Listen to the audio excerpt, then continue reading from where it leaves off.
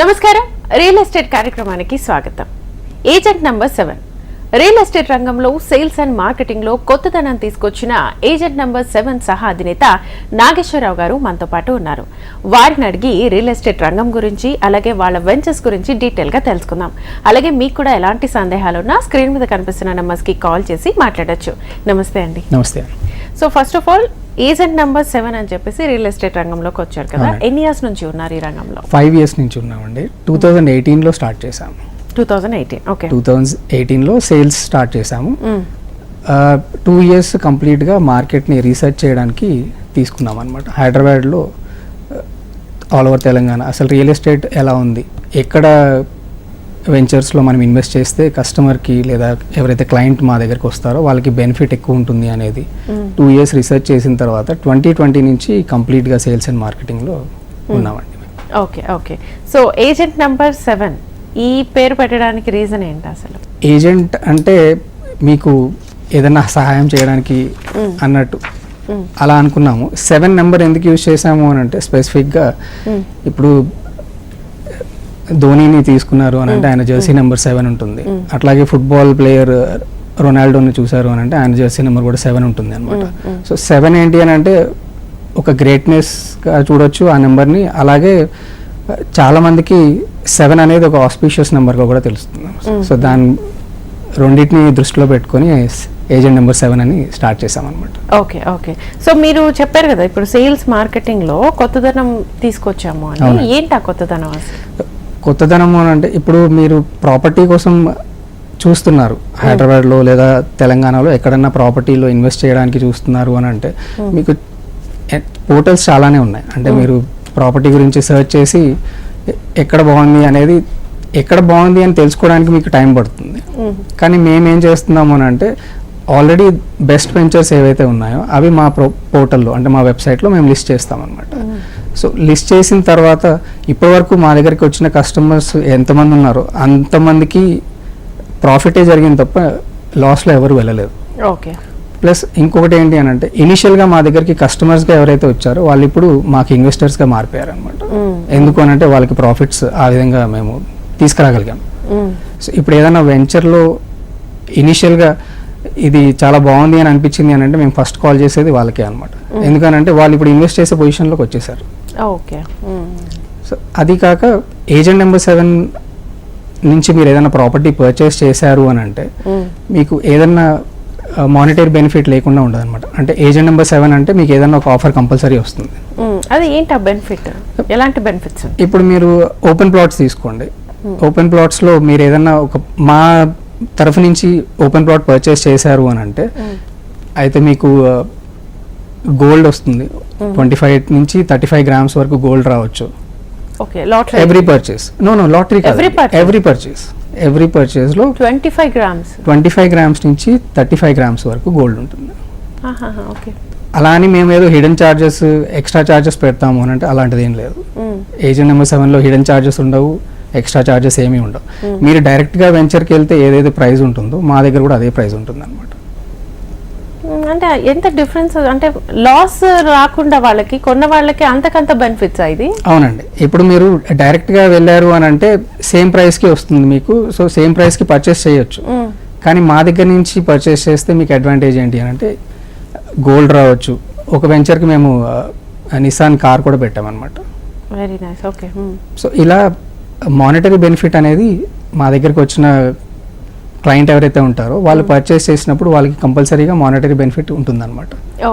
So కొత్తదనం అనొచ్చు లేదా మా దగ్గర నుంచి పర్చేస్ చేస్తే వాళ్ళకి వచ్చే అడ్వాంటేజ్ ఏంటి అని అంటే ఇది అని చెప్పొచ్చు అనమాట మేము వాళ్ళకి. ఓకే. అండ్ చాలా మందికి ఇలాంటి బెనిఫిట్స్ ఇస్తున్నప్పుడు ఏదైనా రియల్ ఎస్టేట్ రంగంలో ఇవన్నీ ఫేక్ ఏమో, వీళ్ళు అప్పటికి ఆ బిజినెస్ జరగడానికి ఇలాంటి గిఫ్ట్స్ ఇస్తారేమో, తర్వాత ఫ్యూచర్ లో ఒకవేళ అది రీసేల్ చేయాలన్న ప్రాబ్లం వస్తుందేమో అన్న డౌట్స్ ఉంటాయి. వాళ్ళకి ఎలాంటి భరోసా ఇస్తారు మీరు? భరోసా అంటే ఇప్పుడు మేము ఏ ప్రాపర్టీ డీల్ చేసినా కానీ వితౌట్ పర్మిషన్స్ అసలు ఆ ప్రాపర్టీకి మేము వెళ్ళమండి. కంప్లీట్ పర్మిషన్స్ వచ్చిన తర్వాతనే మా దగ్గరికి మేము దాన్ని లిస్ట్ చేయడానికి తీసుకుంటాం అనమాట. ఇనిషియల్గా మేము ఈ సైట్ దగ్గరికి వెళ్ళి సైట్ అంతా కరెక్ట్గా ఉందా లేదా, పేపర్స్ అన్నీ కరెక్ట్గా ఉన్నాయా, వాళ్ళకి పర్మిషన్స్ అన్నీ వచ్చాయా, పెండింగ్లో ఉన్నా కానీ మేము దాన్ని యాక్సెప్ట్ చేయమన్నమాట. అంటే ప్రాబ్లం ఉంటే అసలు తీసుకోరు. లేదండి, మా దగ్గర ఇప్పటి వరకు దగ్గర 1800+ కస్టమర్స్కి మేము ప్రాపర్టీస్ సేల్ చేసి పెట్టామన్నమాట. సో ఎవరికి ప్రాబ్లం రాలేదు. అలాగని మేము ఎవరైతే వెంచర్స్కి సంబంధించి ప్రమోట్ చేశామో వాళ్ళకు కూడా ఎక్కడ ప్రాబ్లం రానివ్వలేదు. సో పర్చేస్ చేస్తున్నప్పుడు ఇప్పుడు చాలా మంది అడుగుతుంటారు కదా, ఈఎంఐ ఆప్షన్స్ కావాలి మాకు, వన్ టైం తీసుకుంటాం, వాళ్ళకి ఎలాంటి బెనిఫిట్స్ ఉంటాయి? బెనిఫిట్స్ అంటే ఇప్పుడు వన్ టైం తీసుకునే వాళ్ళకి మేము ఫస్ట్ అడిగేది ఏంటి అని అంటే మీరు ఎంత బడ్జెట్లో ఉన్నారు. ఫస్ట్ బడ్జెట్ ఇంపార్టెంట్ కదా. సో బడ్జెట్ని బట్టి మేము వాళ్ళని ఎటు గైడ్ చేయాలి అనేది చాలా ఉన్నాయి వెంచర్స్. ఇప్పుడు ఇనిషియల్గా 50 lakhs మా బడ్జెట్ అండి, దానికన్నా ఎక్కువ పెట్టలేము అని అన్నారు. సో వాళ్ళకి మేము ఏం సజెస్ట్ చేస్తాము అని అంటే 2 BHK అపార్ట్మెంట్స్ అమీన్పూర్లో ఉన్నాయి. High rise, one of the biggest gated community వస్తుంది అనమాట. అంటే మీరు ఓపెన్ ప్లాట్సే కాకుండా అపార్ట్మెంట్స్ కూడా చూపిస్తారు? అన్నీ అండి, apartments, open plots, villas, form lands, ఇంక రియల్ ఎస్టేట్లో ఏమున్నాయో అన్నీ ఏ కావాలన్నా కాంటాక్ట్ చేయొచ్చు.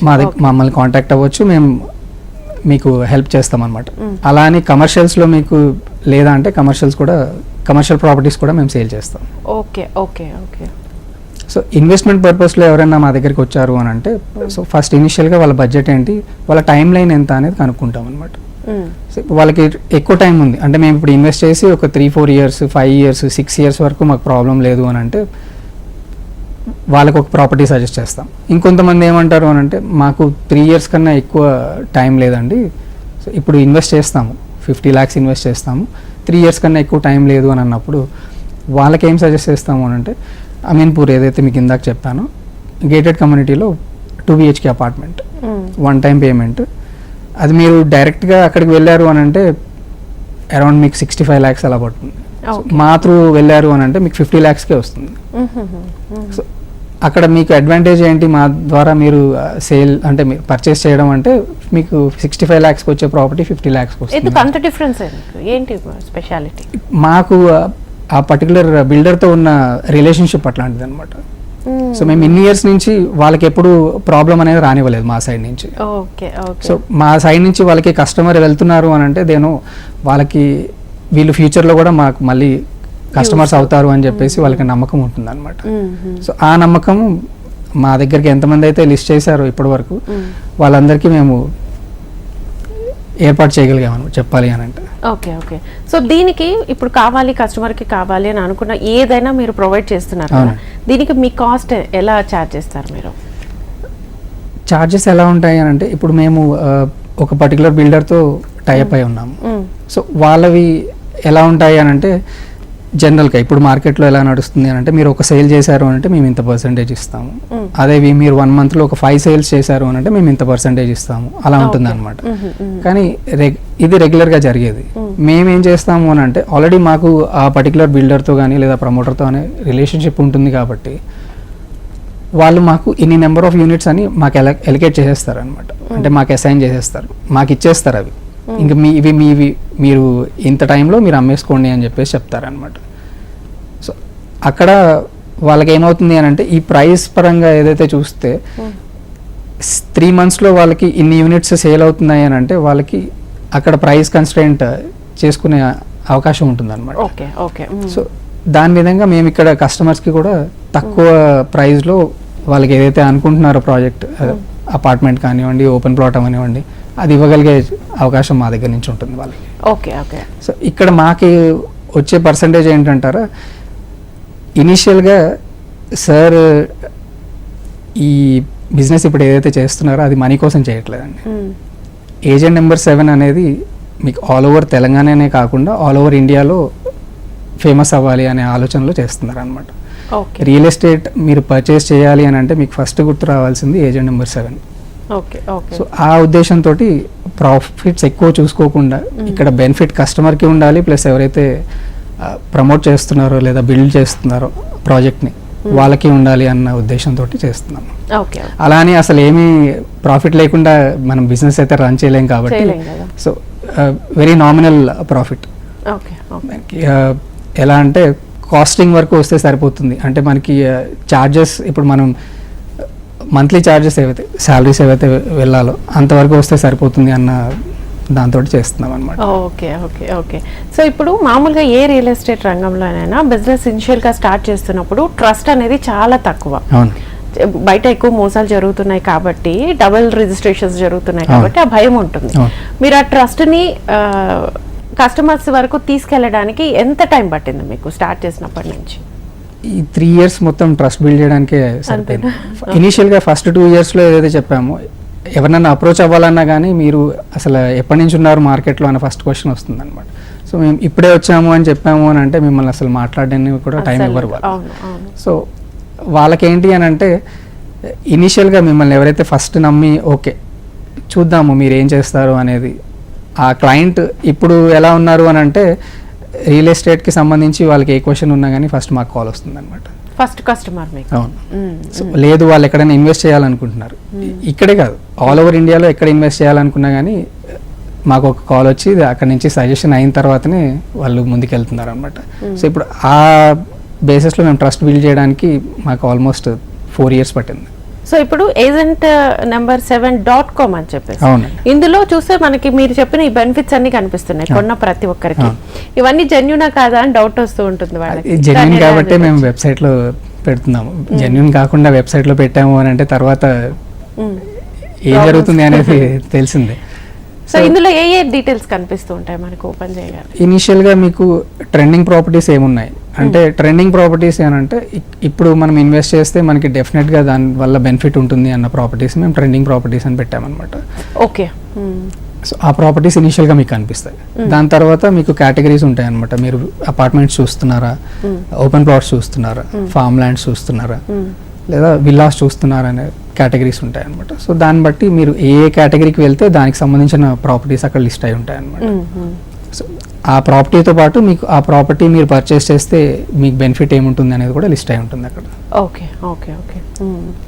సో ఇప్పుడు ప్రాజెక్ట్స్, మీ ప్రాజెక్ట్స్ విషయానికి వస్తే ఎక్కడెక్కడ ఉన్నాయి ప్రాజెక్ట్స్?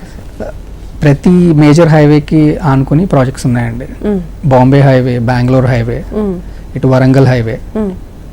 సో ఎక్కడన్నా కానీ అన్ని అంటే మేజర్ హైవేస్ అన్నీ మేము కవర్ చేసాం. ఎందుకు అని అంటే ఇప్పుడు హైదరాబాద్లో ఒక middle class family open plot purchase చేయాలి అని అంటే ఎక్కడ ఆప్షన్ లేదు వాళ్ళకి. ఎందుకంటే అవునండి, ఇది వెళ్తే మీకు బాంబే హైవేకి వెళ్ళాలి లేదా బెంగళూరు హైవేకి వెళ్ళాలి. అక్కడ మీకు మా దగ్గర ట్రెండింగ్ ప్రాపర్టీస్ అని ఏదైతే చెప్పానో ఇందాక, one of the trending properties వచ్చేసి జడ్చర్లలో ఉంది. ఓకే. జడ్చర్ల హైవే అంటే మనకి మెయిన్ హైవేని ఆనుకునే ఉంటుంది అనమాట ప్రాజెక్ట్. మీరు అక్కడ ప్రాజెక్ట్ పర్చేస్ చేస్తే మా తరఫు నుంచి 30 grams గోల్డ్ మేము ఇస్తున్నాం అనమాట ఎవ్రీ పర్చేస్కి. అలా అని కాస్ట్ ఎక్కువ ఉందా అంటే లేదు, అక్కడ మీకు 15,000 per square yard పడుతుంది అనమాట. ఓకే. నెక్స్ట్ ఇంకొక ట్రెండింగ్ ప్రాజెక్ట్ అది లాటరీ కూడా కాదు, ఎవరు ఎన్ని ప్లాట్స్ కొన్నా అన్ని 30 grams ఇచ్చేస్తాం. Okay okay. నందికంది, సో దాన్ని హైవే అని అనుకుని కూడా మీకు ఇంకొక ప్రాజెక్ట్ ఉందన్నమాట. సో అక్కడ బెనిఫిట్ ఏంటి అని అంటే, అలా అంటే మా దగ్గర కొన్న ప్రతిదానికి మీరు గోల్డే ఇస్తారా అంటే అలా ఉండదు అనమాట. సో ఈ ప్రాజెక్ట్కి మేము ఏమి ఇస్తున్నాము అని అంటే స్క్వేర్ యార్డ్ వచ్చేసి 23,000 పడుతుంది అక్కడ మీకు. ఓకే. ఇక్కడ మీరు ప్రాపర్టీ పర్చేస్ చేశారు మా త్రూ అంటే ఎవ్రీ మంత్ మేము 10,000 మీరు ఏదైతే ప్రాపర్టీ పర్చేస్ చేశారో దానికి రెంటల్ అగ్రిమెంట్ మేము ఇచ్చేస్తాం అనమాట. మీకు ఎన్ని మంత్స్ కి ఇస్తారా? మీరు ఎన్ని ఇయర్స్ కావాలంటే అన్ని ఇయర్స్ ఇస్తాం. ఎవ్రీ మంత్ 10,000 ఇస్తాం అనమాట. కానీ ప్లాట్ మీద పెట్టిన డబ్బులంతా రెంట్కే వచ్చేస్తాయి కదా? వచ్చేస్తాయి. సో అది బెనిఫిట్ అనమాట మీకు. మీరు మా త్రూ పర్చేస్ చేస్తే మేము మీకు ఇచ్చే బెనిఫిట్ అదనమాట. సో మీరు జడ్చర్లలో ఆ ప్రాజెక్ట్లో మీరు పర్చేస్ చేశారు అని అంటే మేము గోల్డ్ ఇస్తాము. మాకు గోల్డ్ అవసరం లేదు, ఇంకేదైనా బెనిఫిట్స్ ఉన్నాయా అని అంటే ఈ ప్రాజెక్ట్ సజెస్ట్ చేస్తాం అనమాట. అలాని నందికంది, జడ్చర్ల. నెక్స్ట్ షాద్ నగర్, బాలనగర్ దగ్గర కూడా ఒక ప్రాజెక్ట్ ఉంది, సేమ్ బెనిఫిట్తో ఇస్తున్నాం అనమాట. అక్కడ మీకు 16,000 per square yard పడుతుంది. సేమ్ అంతే. మీరు పర్చేస్ చేసిన తర్వాత మీరు అక్కడ కన్స్ట్రక్ట్ చేసుకోవాలి అని అనుకున్నంత వరకు మేము 10,000 per month మీకు రెంట్. సో కన్స్ట్రక్ట్ చేయాలి అని అనుకుంటే ఇప్పుడు ఏదైనా ఓపెన్ ప్లాట్స్ కొన్నారు, కన్స్ట్రక్ట్ చేయాలి అంటే అది కూడా మీరు రెస్పాన్సిబిలిటీ తీసుకుంటామండి. ఓకే. కన్స్ట్రక్షన్ రెస్పాన్సిబిలిటీ తీసుకుంటాము.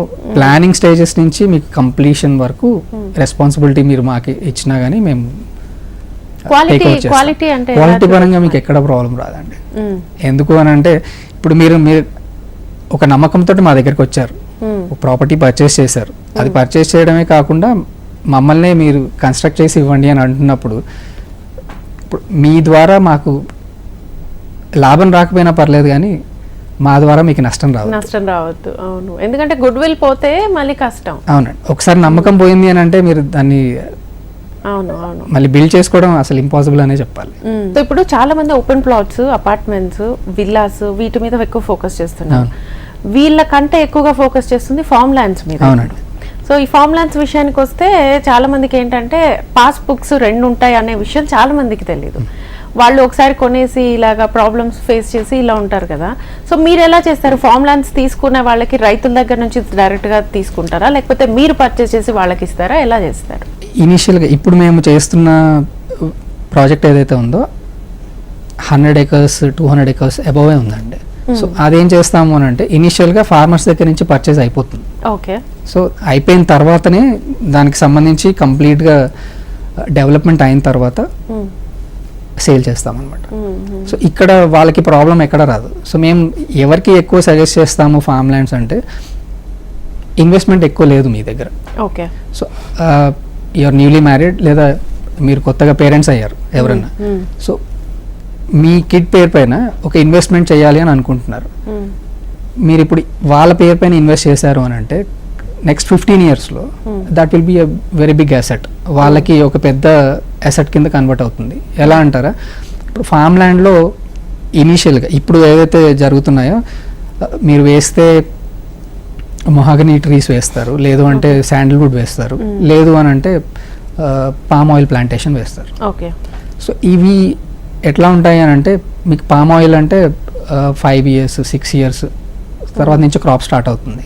మిగతావి ఎలా ఉంటాయి అంటే 12 years to 15 yearsలో మీకు స్టార్ట్ అవుతుంది అనమాట, శాండిల్వుడ్ కానీ మొహాగనీ కానీ. సో 15 yearsలో మీకు ల్యాండ్ వాల్యూ పెరుగుతుంది, ప్లస్ ఈ ట్రీస్ ఏదైతే ఇప్పుడు నాటారో 15 years తర్వాత మీరు వాటిని కట్ చేసి దాని నుంచి కూడా ప్రాఫిట్ వస్తుంది అనమాట. సో ఇప్పుడు మీరు ఒక 5 lakhs to 6 lakhs అలా ఇన్వెస్ట్ చేశారు అని అంటే మీకు 15 yearsలో అదే తక్కువ అనుకున్నా కానీ ఒక 1.2 crores దాకా వెళ్తుంది అనమాట. చాలా డిఫరెన్స్ ఉంటుంది. సో అది మీకు 2 incomes లాగా అవుతుంది అనమాట. ఒకటి ల్యాండ్ వాల్యూ పెరుగుతుంది, మెయింటెనెన్స్ మీరే మెయింటైన్ చేస్తారు. ఇప్పుడు మేమేమైతే ఎవరితో టైప్ అయ్యామో మెయింటెనెన్స్ అంతా వాళ్ళదే ఉంటుందండి. ఇప్పుడు వాళ్ళు వీళ్ళు పే చేయాల్సి ఉంటుందా? ఇప్పుడు ఫార్మ్ ల్యాండ్ కొన్న వాళ్ళు 5 years వరకు పేమెంట్ ఏమి ఉండదండి, దాని తర్వాత పేమెంట్ చేయాల్సి ఉంటుంది. అక్కడ వీళ్ళు ఎవరైతే ప్రాజెక్ట్ టేక్ ఓవర్ చేస్తున్నారో వాళ్ళు ఇప్పుడు కొత్తగా ఏం చేస్తున్నారు అని అంటే రిసార్ట్ డెవలప్మెంట్కి వెళ్తున్నారు అనమాట. ఓకే, అవునవును. సో అలా రిసార్ట్ డెవలప్మెంట్ చేసినప్పుడు ఏంటి అని అంటే మీకు సెక్యూరిటీ అనేది ఉంటుంది.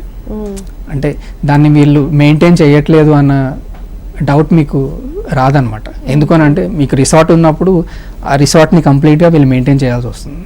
సో రిసార్ట్ ఎక్కడ కడుతున్నారు అని అంటే ఫార్మ్ ల్యాండ్లోనే ఒక 10 acres 20 acres ల్యాండ్ తీసుకుని అక్కడ రిసార్ట్ కడుతున్నారు అనమాట. సో అట్లాంటప్పుడు ఏమవుతుంది అని అంటే వచ్చే వాళ్ళకి రిసార్ట్ అందంగా కనిపించాలి అని అంటే వీళ్ళు ఎప్పటికప్పుడు మెయింటైన్ చేస్తూనే ఉండాలి. సో ట్రీ మెయింటెనెన్స్ దగ్గర మీకు ప్రాబ్లం ఎక్కడ ఉండదు అనమాట. సో ఇప్పుడు మేము ఎవరితో అయితే టైప్ అయి ఉన్నామో సో కంప్లీట్గా మెయింటెనెన్స్ ప్రాబ్లం రాదు అని అంటేనే మేము టైప్ అయి ఉన్నాం అనమాట. ఎందుకంటే తర్వాత కస్టమర్కి ఎక్కడ ప్రాబ్లం రావద్దు. అంటే ఇప్పుడు మనం 15 years టైం లైన్ చెప్పినప్పుడు 5 years 6 years చేసి వాళ్ళు వదిలేసి వెళ్ళిపోయారు అని అంటే ఆ ట్రీస్ మెయింటెనెన్స్ తర్వాత ఎవరు చేయట్లేదు అని అంటే ప్రాబ్లం అవుతుంది. అవునవును, కొన్ని రియల్ ఎస్టేట్ కంపెనీస్ కూడా ఉండవు కదా, ఒకసారి సేల్ చేసిన తర్వాత మాదే మెయింటెనెన్స్ అని చెప్తాయి కానీ తర్వాత ఉండవు. కానీ ఇక్కడ మేము ఏం చేస్తున్నాం అంటే రిసార్ట్ డెవలప్మెంట్ ఆల్రెడీ పర్మిషన్స్ వచ్చాయి అని అన్న తర్వాతనే మేము వాళ్ళ దగ్గరికి వెళ్ళి వాళ్ళతో టైప్ అయ్యి సేల్స్ చేస్తున్నాం అనమాట. ఎందుకనంటే ఒకసారి రిసార్ట్ వాళ్ళు బిల్డ్ చేశారు అని అంటే దాన్ని వదిలేసి వెళ్ళడానికి ఆస్కారం ఉండదు చెప్పాలి అని అంటే. ఓకే, నాగేశ్వరరావు గారు, ఇప్పుడు చాలా మంది రియల్ ఎస్టేట్ రంగంలో వచ్చిన తర్వాత కూడా మీరు చెప్పిన ఈ విల్లాస్ కానివ్వండి, అపార్ట్మెంట్స్ కానివ్వండి, ఓపెన్ ప్లాట్స్ కానివ్వండి, ఇవన్నీ ఒక ఎత్తు అయితే మాకు పల్లెటూరి వాతావరణం కావాలి, అలా ఉండాలి అని అనుకుంటున్న వాళ్ళకి, అట్ ద సేమ్ టైం ఈ రైనీ సీజన్లో ఫారెస్ట్ ఎంజాయ్ చేయాలి అని అనుకుంటున్న వాళ్ళకి, ఇలాంటి వాళ్ళకి ఏమైనా సదుపాయాలు ఉన్నాయా? ఉన్నాయండి. మీకు గచ్చిబౌలి నుంచి ఒక 1 hour డిస్టెన్స్, మీకు ORR నుంచి ఒక 20 minutes అంతే ఉంటుందన్నమాట. సో అక్కడ ఎకో ఫ్రెండ్లీ హోమ్స్ 140 acres ప్లస్లో వస్తుందన్నమాట మీకు. ఓకే. సో 300 square yards నుంచి 1000 square yards వరకు అక్కడ మీకు కన్స్ట్రక్షన్ అవుతున్నాయి. కన్స్ట్రక్షన్ కూడా వితౌట్ ఎనీ కాంక్రీట్ అనమాట. వితౌట్ ఎనీ ఎకో ఫ్రెండ్లీ అంటే ఏం చేస్తారు? ఊర్లలో పాతకాలం మీకు మట్టితో సున్నంతో ఇల్లు కట్టేవాళ్ళు. సో అవి చాలా గట్టిగా ఉండేవి. ఇప్పటికీ కూడా మీకు గోడలు వాటి స్పెషాలిటీ పెచ్చులు ఊడిపోతాయి కానీ మీకు గోడ విరిగిపోదు అనమాట. చలికాలంలో వెచ్చగుంటే ఎండాకాలంలో చల్లగా సో ఇప్పుడు సేమ్ అదే పద్ధతిలో కన్స్ట్రక్షన్ చేస్తున్నారు అనమాట. మీకు మీ ఊరు వెళ్తే తాతగారి ఇల్లు లేదా ఇంకెవరిదన్నా సినిమాల్లో చూసే ఉంటారు పాతకాలం ఇల్లులు ఎలా ఉంటాయి అని అంటే చుట్టూ రూమ్స్ ఉండి మధ్యలో మీకు ఓపెన్ ఉంటుంది. మీకు సన్లైట్ వస్తుంది, వర్షం పడింది అని అంటే ఆ నీళ్ళు కూడా మీకు లోపల పడేలా వీలు ఉంటుంది అన్నమాట. సో అదే పద్ధతిలో అదే ప్లానింగ్తో కడుతున్నారు అనమాట. ఎప్పుడు స్టార్ట్ చేశారు ఇది? ఇది లాస్ట్ మంత్ అండి చెప్పాలి అని అంటే లాస్ట్ మంతే అయింది. మీకు 3 yearsలో పొజిషన్ వచ్చేస్తుంది అనమాట. ఓకే. ఇంకా కన్స్ట్రక్షన్ లో ఉంది? డెవలప్మెంట్ అయిపోయింది. మీకు జస్ట్ మోడల్ హౌస్ అయితే ఉంది, వచ్చి చూడొచ్చు కావాలని చూసుకోవచ్చు అండి. ఓకే. ఎంత దూరం ఉందండి అది? గచ్చిబౌలి నుంచి మీకు 1 hour పడుతుంది. 1 hour పడుతుంది. ఓకే. దగ్గరే, నియర్ బై. సో ఇప్పుడు కాంక్రీట్ జంగల్ ఈ వాతావరణం వద్దు అని అనుకున్న వాళ్ళకి ప్లస్ ఇంకొక అడ్వాంటేజ్ ఏంటి అని అంటే ఈ ప్రాజెక్ట్ అనుకుని ఒక 6000 acres ఫారెస్ట్ కూడా ఉందన్నమాట. ఓకే. ఓకే. సో ఇక్కడ నెక్స్ట్ అడ్వాంటేజ్ ఏంటి అని అంటే మీకు గోడలు ఉండవు, అంటే కాంపౌండ్ వాల్ అనేది ఉండదు అనమాట. ఇక్కడ కాంపౌండ్ వాల్ కూడా మీకు చెట్లతోనే కడుతున్నారు, అంటే చెట్లే మీకు కాంపౌండ్ వాల్ లా ఉంటాయి అనమాట. సో అలా అని ప్రైవసీ ఇబ్బందులు ఉంటాయంటే అలాంటి ఇబ్బందులు ఏమి ఉండవండి. అది ఎలా అండి? ఇప్పుడు మామూలుగా రిసార్ట్లు వచ్చి ఎంజాయ్ చేసేటట్టు ఉంటుందా లేకపోతే ఓన్ చేసుకోవచ్చా, కొనేసుకోవచ్చా? మీరు కొనేసుకోవచ్చు అండి. మీకు 300 square yardsలో 2 BHK 3 BHK ఇల్లు కన్స్ట్రక్ట్ చేసి ఇస్తారు మీకు. ఏదైతే చెప్పానో కాంక్రీట్ అసలు యూజ్ చేయరు, కాంక్రీట్ స్టీల్ అసలు ఏమీ యూజ్ చేయరు అనమాట. న్యాచురల్ పద్ధతిలోనే మీకు కడుతున్నారు ఇల్లు మొత్తం అక్కడ. 1000 square yard కూడా మీకు కన్స్ట్రక్షన్ అలాగే ఉంటుంది. అలా అని మాకు తర్వాత ఇబ్బందులు ఉంటాయంటే లేదు, క్వాలిటీలో మీకు ఎక్కడ ప్రాబ్లం ఉండదు, అలా అని సస్టైనబిలిటీ కూడా మీకు ప్రాబ్లం ఉండదు అనమాట. అంటే ఇప్పుడు ఈ జనరేషన్ లో చాలా మంది ఈ సిమెంట్ తో కట్టిన ఇల్లే చాలా రోజులు ఉండవు, మట్టితో కడితే ఎలా ఉంటాయి అంటారు. ఎన్ని ఇయర్స్ మీరు డ్యూరబిలిటీ ఇస్తారు? ఎవరైతే కన్స్ట్రక్ట్ చేస్తున్నారో వాళ్ళు 80 years చెప్తున్నారండి. 80 years. 80. ఓకే. సో డ్యూరబిలిటీలో మీకు ఎక్కడ ప్రాబ్లం ఉండదు అన్న గ్యారంటీ వాళ్ళు ఇస్తున్నారు అనమాట. ఎందుకనంటే వాళ్ళు ఆల్రెడీ ఈ ప్రాజెక్ట్స్ కంప్లీట్ చేశారు. ఇక్కడ హైదరాబాద్లో ఫస్ట్ ప్రాజెక్ట్ అనమాట వాళ్ళది. ఓకే. ఓకే. సో ఫైనల్గా చెప్పాలి, ఏజెంట్ నెంబర్ 7 రియల్ ఎస్టేట్ గురించి చెప్పాలి అంటే ఏం చెప్తారు మీరు? ఇన్వెస్ట్ చేయాలనుకుంటున్నారు, లేదు ఒక ఇల్లు కొనాలనుకుంటున్నారు, agent number 7 reliable, very reliable.